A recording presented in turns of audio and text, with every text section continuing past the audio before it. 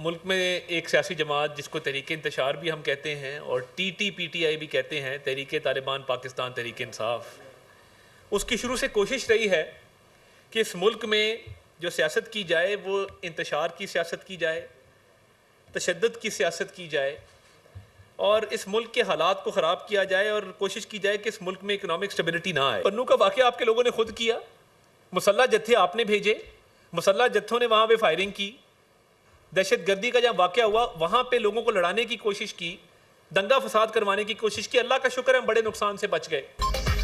PTI दहशतगर्द जमात है, मुल्क के लिए खतरा समझते हैं, तहरीक इंसाफ को मंतकी अंजाम तक पहुंचाकर दम लेंगे। पीपल्स पार्टी आर्टिकल 6 के मामले पर हमारा साथ देगी।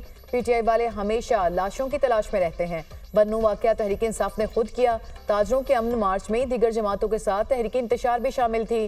क्या अमन मार्च में लोग मुसल्लह होकर आते हैं? जहां दहशतगर्दी का वाक़या हुआ वहां फायरिंग की गई।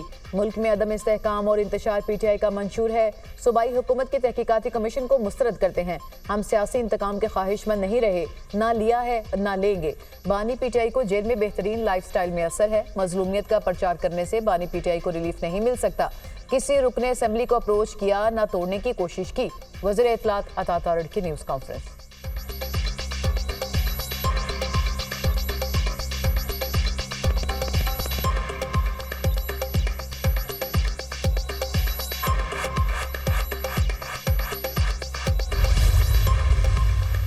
सो कॉल्ड मुनसफ ने एक साजिश करके PKLI को तबाह करने की भरपूर कोशिश की कि गरीब आदमी का इलाज 100% फ्री होगा।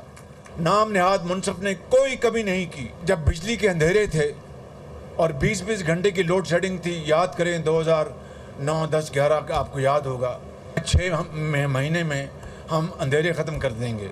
वो मेरा बड़ा मजाक बनाया गया। नवाज शरीफ की क़यादत में 20-20 घंटे की लोड शेडिंग पूरे मुल्क में ख़त्म हो गई। एक नाम नेहाद मुनसिफ ने PKLI को तबाह करने की साजिश की। अवाम की तरक्की, सेहत और तालीम पर कभी सियासत नहीं करनी चाहिए। 2011 में 20-20 घंटे लोड शेडिंग होती थी। 6 माह में अंधेरे खत्म करने की बात पर मेरा मजाक उड़ाया गया। नवाज शरीफ की क़यादत में मुल्क से लोड शेडिंग का खात्मा कर दिया गया था। मुआशी और सियासी इस्तेहकाम होगा तो जिन्ना मेडिकल कॉम्प्लेक्स 1 साल में मुकम्मल हो जाएगा।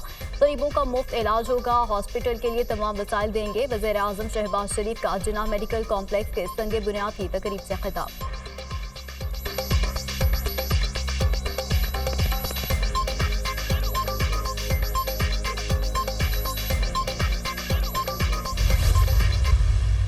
पाकिस्तान की, पंजाब की पहली एयर एम्बुलेंस शुरू करने जा रहे हैं। मेरा मकसद ये है कि खुदा न खास्ता कोई इमरजेंसी होती है, खुदा न खास्ता कोई एक्सीडेंट होता है, खुदा न खास्ता कोई ऐसा हादसा हो जाता है तो बहुत सारे लोग अपनी लिम्स और अपने जो आज़ा हैं या अपनी जानें जो हैं वो इस बात से, इस फैसिलिटी के ना होने की वजह से गंवा देते हैं। बचाएं हर शहरी की जान। वज़ीर आला मरीम नवाज ने ख्वाब सच कर दिखाया।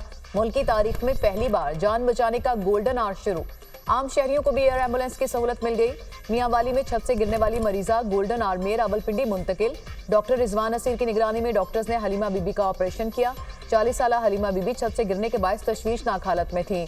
मरीजा की जान बचाने के लिए फौरी बड़े हॉस्पिटल मुंतकिली जरूरी थी। मरीम नवाज रहमत का फरिश्ता साबित हुई। अल्लाह ताला उन्हें जिंदगी और कामयाबी दे। हलीमा बीबी के अहले खाना की वज़ीर आला पंजाब के लिए दुआ। जिसने एक जान बचाई उसने पूरी इंसानियत को बचाया। अल्लाह ताला के हुक्म पर अमल किया। मरीम नवाज का हलीमा बीबी के अहले खाना को पैगाम, दुआ और दिली आरज़ू है कि हर शहरी की जिंदगी से हर दुख मिटा दूं। बेहतरीन और बर वक्त इलाज पंजाब के हर शहरी का हक है। वज़ीर आला पंजाब मरियम नवाज।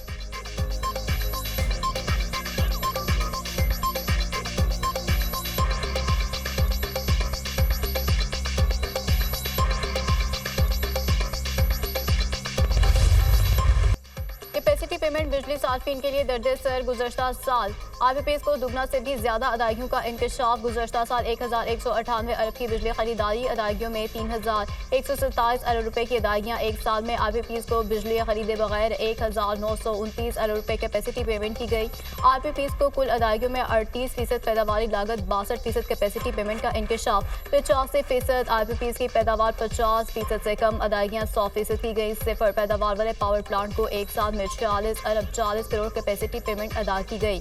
0% प्लांट फैक्टर वाले प्लांट्स में हेप्को कैप्को HCPC शामिल 4% पैदावारी प्लांट को 7 अरब से ज़ायद की अदायगी, 8% पैदावार वाले नंदीपुर प्लांट को 15 अरब की कैपेसिटी पेमेंट अदा।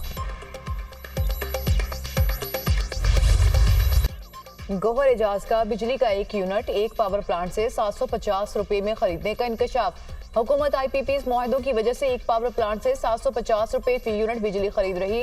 कोल पावर प्लांट से औसतन 200 रुपए फी यूनिट बिजली खरीदी जा रही।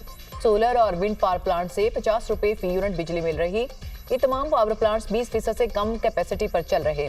इन IPs को 1.95 ट्रिलियन रुपए की अदायगियां हो चुकी। हुकूमत 3 पावर प्लांट्स को 370 अरब रुपए अदा कर रही, जो कि 15% लोड फैक्टर पर चल रहे 40 खानदानों के खिलाफ आवाज उठाई है ताकि मुल्क को बचाया जा सके। हल सिर्फ एक है, नो कैपेसिटी पेमेंट। IPPs को सिर्फ बिजली की पैदावार की रकम अदा की जाए। IPPs में 52% हुकूमत के हैं और 28% पाकिस्तानी प्राइवेट सेक्टर के हैं। 60 रुपए फी यूनिट करप्ट मुआहदों की वजह से अदा किए जाते हैं। साबिक वफाकी वजीर गौहर एजाज ने डेटा शेयर कर दिया।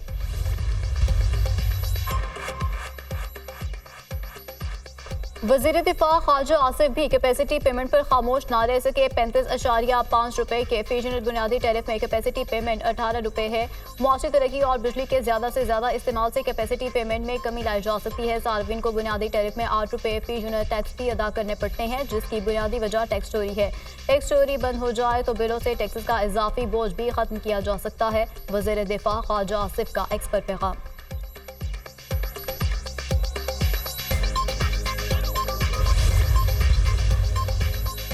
घर का कोयला इस्तेमाल करने से तवानाई बिजली की कीमत पर बहुत बड़ा असर पड़ेगा। मुकामी कोयले के इस्तेमाल से बिजली में 2.5 रुपए यूनिट कमी हो सकती है। पाकिस्तान को दरामदात में सालाना 200 अरब रुपए से ज्यादा की बचत हो सकती है। पाकिस्तानी ज़र मुबादला ज़खायर पर दबाव कम होने से चीनी पावर प्लांट्स को फायदा होगा। चीनी बिजली घरों को दरामदगी कोयले की बजाय थर का कोयला इस्तेमाल करने का कहेंगे। मुनाफे की वापसी आसान होगी। डॉलर की सूरत में बेहतर मुनाफे की पेशकश होगी। वफाकी वज़ीर तवानाई अवैस लग़ारी की गैर मुल्की खबर एजेंसी से गुफ्तगू।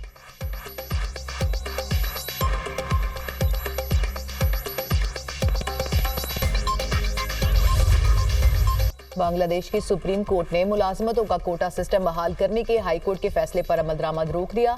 हाई कोर्ट ने सरकारी मुलाजमतों में कोटा सिस्टम को बहाल किया था। कोटा सिस्टम के खिलाफ बांग्लादेश में कई रोज से पुरतशद्दुद मुजाहिरों का सिलसिला जारी। हंगामों को रोकने के लिए लगाए गए कर्फ्यू में तौसीह कर दी गई। मुजाहिरीन को देखते ही गोली मारने का हुक्म बरकरार। ढाका की सड़कों पर सिक्योरिटी फोर्सेस का गश्त जारी। इंटरनेट, टेक्स्ट मैसेज और ओवरसीज कॉल सर्विसेज बदस्तूर मुअत्तल। तालीमी इदारे बंद हैं। पुरतशद्दुद मुजाहिरों में 133 अफराद हलाक हो चुके।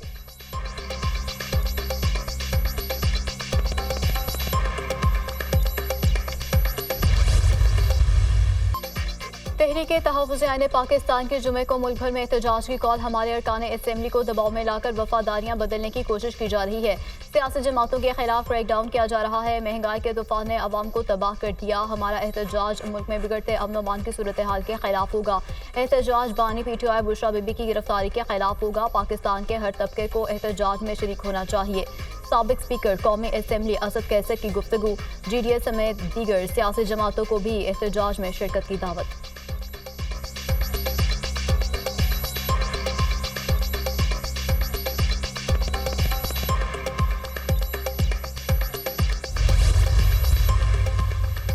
मौलाना फजलुर रहमान तहरीके इंसाफ से इंतकाम ले रहे हैं। PTI ने खैबर पख्तूनख्वा में GCI का मैंडेट चोरी किया।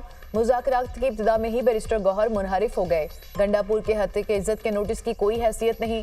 जिसकी इज्जत नहीं वो हत्या के इज्जत का नोटिस क्या देगा।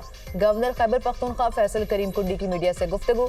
अलीमीन गंडापुर को PTI हुकूमत की 10 साला कारकर्दगी पर मुनाजरे का चैलेंज।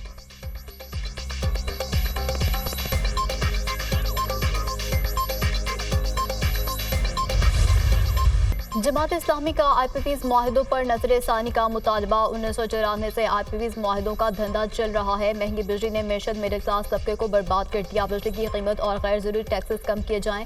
जागीरदार वडेरे हुकूमत में बैठे हैं, उन पर टैक्स नहीं लगाया गया। बड़े बड़े लोगों की फ्री बिजली मराद को ख़त्म किया जाए।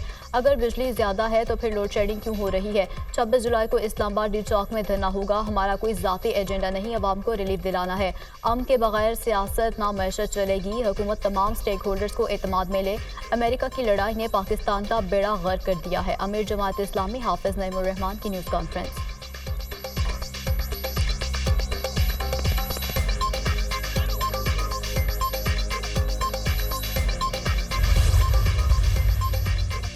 नया तोशाखाना रेफरेंस, बानी पीटीआई और बुशरा बीबी का शामिल तफ्तीश होने से इनकार। नैब टीम अडियाला जेल में 2.5 घंटे इंतजार के बाद वापस लौट गई। बानी पीटीआई और बुशरा बीबी ने वकला की गैर मौजूदगी में तफ्तीश में शामिल होने से इनकार किया। तफ्तीश मुकम्मल न होने पर नैब की जानिब से दोनों का मजीद रिमांड लेने का इम्कान। तोशाखाना नए केस में बानी पीटीआई और बुशरा बीबी का 8 रोजा रिमांड आज मुकम्मल होगा। बानी पीटीआई और बुशरा बीबी की एहतसाब अदालत में पेशी का इम्कान।